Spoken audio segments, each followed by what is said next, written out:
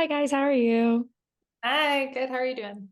Doing great. Laurel, to start with you, I watched this movie and I was so happy to find out that one of my friends had seen it so that I could talk to someone about it because she's a big Lewis Pullman fan too. So I was like, oh, Lewis Pullman looks really good in this movie. And then she's like, oh, I've seen it. I was like, thank God, because I was gonna go crazy.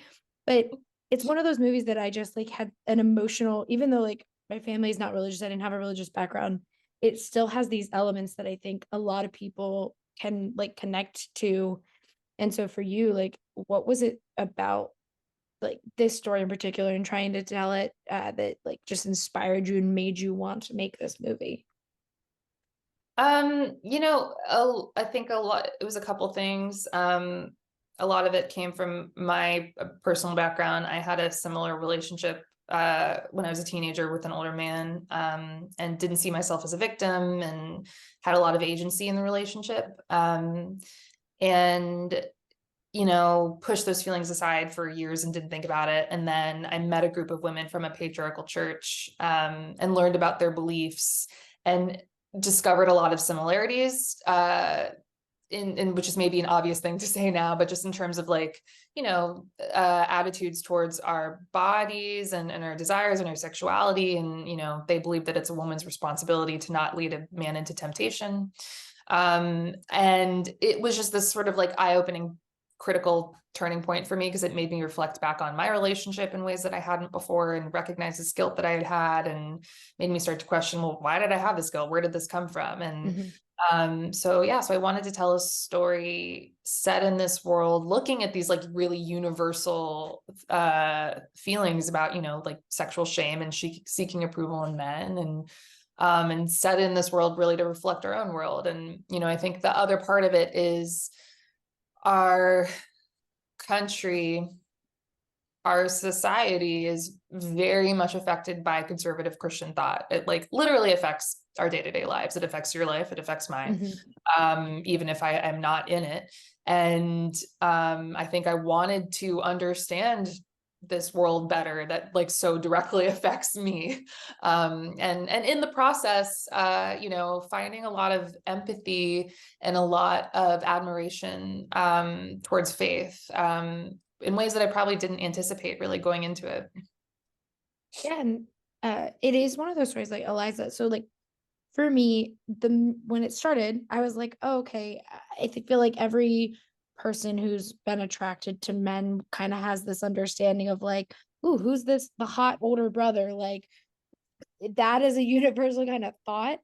But then the minute he acted on it, I was like, no, it's now you got to go back. You got to rewind. It's bad. Like he acted on it. Like that's not how that works. But Not you okay. did that's not the good part.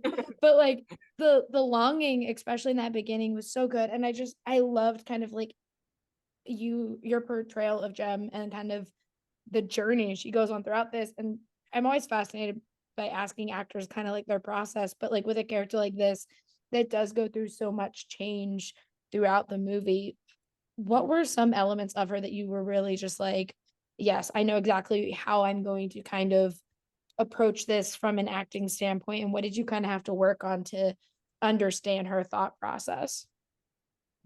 Oh, that's such a hard question. I think that it was really important to not fall into caricature. And Mhm. in order to do that, we had to understand how fundamentalist churches operated and what sort of or values or behaviors they were kind of um, imbuing into, the people of the church. And Jem is so infatuated with Owen. But I don't think she would have ever spoken to her friends or had conversations about Mhm. desire and longing. And I think, in secular society, young girls talk about it all the time. Being close to someone you like or kissing them and things like that. She wouldn't have had any of those conversations. And so when Jem and Owen find themselves together for the first time alone, especially that scene when they're in the woods together finding firewood, and they get very intimate with each other. It's something in her body knows naturally what to do, but she's so has so much sexual shame and has repressed those feelings continually up until this point that I don't know, it's like navigating that sort of struggle, I guess, was difficult for me, but it was something I was always thinking about. Like, she couldn't be too sure of herself. She didn't know what she was doing, but I think that naturally, Jem is an expressive, sensual person. So it was just sort of navigating those two things. Oh my God. Yeah, she's sort of like acting in spite of herself. Yeah. Yeah. And Laurel, so like I don't know what it is about my brain, but like the minute I see someone with some kind of music device and then like that song helps inspire their like journey that they're going on, that's what just gets me. I don't know what it is. It's like subconscious. I'm like, yes, I'm on this journey now. They're using music to connect. Me too, honestly. Well, and I love the use of music in this, where it goes from like obviously her dancing for herself, but masquerading it as like I'm dancing for God, and then finally like realizing like she doesn't want to do that. She wants to dance for herself and like feel things on her own. I think it's so beautiful, kind of like how music plays a part in this. And when you are crafting something that is in its own way like melodic and how it is flowing, how do you as a director kind of approach making those beats work so that when we get to that moment where she has the, whatever genre or generation iPod that she's holding, like it hits in the way that it does when you get to the end of the movie? Oh, I mean, I think, that's just a director's job, right? To like, I don't know. I mean, it's just something that I'm thinking about constantly, like throughout the storytelling process, is like, how do we earn that moment? And it's about setting up the relationship with her and her dad, and feeling that connection and feeling how they're like reflections of each other. Her relationship with dance kind of reflects his relationship with music, and they both have this conflict of the desire to like express themselves as individuals versus like their faith and what's expected of them, and they both can't reconcile those things. Like, I can't love this thing but also love God. And Jem is sort of able to look at her dad and see like how that really tore him up, and that how he couldn't have both things. And she starts to question like, well, why can't I enjoy dancing and enjoy my body and also, how is that not devoting myself to God? And so I think like, if you feel that reflection and if you feel that their connection throughout the story, then like that scene pays off, hopefully. It's also just like such a beautiful song, and like, just, I don't know, being on Eliza's close up as she's having an emotion, a profound emotion, and hearing that beautiful song, that's just going to produce a reaction, I think. Yeah. I can't get in. If I get into the dad stuff, I'll start crying, because that connection was like what meant a lot to me, because like my dad, it was always music he shared with me, and so all of my music loves come from my dad. So like that really worked, because I was like, oh, I understand this feeling. But I do have to ask, Eliza, as an Amy March, I love that you're constantly working with women directors, and I am absolutely obsessed with it, because I want more of that energy in Hollywood. I feel like there are a lot of people who are like, I worked with one female director and that's enough. And that's nonsense.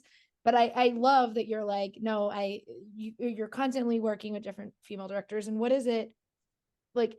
Is it exciting to kind of like, come into a story telling a female perspective with a female director behind the lens? And so you're not like, I don't know. It feels disingenuous a lot of time when a man is directing a female story, especially one to this level. So how did that feel, kind of like getting to tell this story with a woman behind the lens and like having that kind of space? Well, I guess you just naturally have a more intimate relationship with the female director if you're telling a story that's you know, very much from a female perspective, because you share stories and you share common experiences and things like that. And you know, we had rehearsal time, and but also Laurel and I spoke all the time throughout the film, and you know, I felt really safe with Laurel and was able to be, you know, be completely honest, which in turn allows me to be, you know, uninhibited in front of a camera. And you don't always, I suppose you don't always get that on every set, but it's, you know, I think I came into the industry at a time where female driven work we were placing more focus on it. And I was very lucky to have that. You know, it's not, Thank God. yeah, thank God, right? I mean, it was never an active choice of mine, but I think I've been so lucky to have so many experiences with female directors. And it should just be like, it shouldn't be something that we have to actively choose. So yeah, but I do feel when it's something so steeped in the female experience, it can be easier when you have a female director, for sure. Thank you guys so much for talking with me today. I truly did love this movie so much, even if it gave me whiplash because Lewis Pullman looks so much like Bill Pullman. I was like, I don't know what year I'm in anymore. I was like, feel like I'm back in the 90s. Like, Casper is going to appear. But thank you so much for talking with me. I really appreciate it, and I can't wait for people to get to see the movie. Oh, thank you. Thanks for your time. Have a great one. Bye. Yeah, you